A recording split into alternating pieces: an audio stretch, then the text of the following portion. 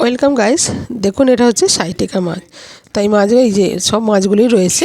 এবার এই মাছগুলোকে আমি সব ভেজে নেবো আগে তেলেতে, এরকমভাবেই ভেজে নেবো, একদম কড়কড়ে নয়, অথচ এরকম ভালো ভাজা হবে।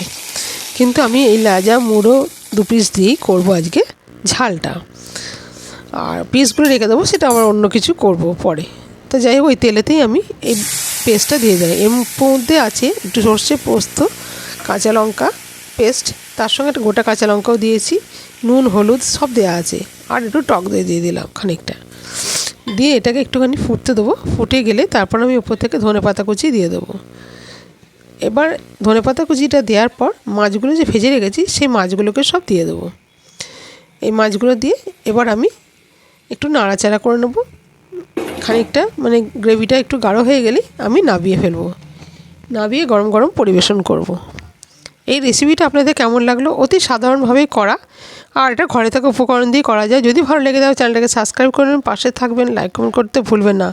আশা করি আপনাদের খুব ভালো লাগবে। এইভাবে পারলে ট্রাই করে দেখুন, খেতেও খুব সুন্দর।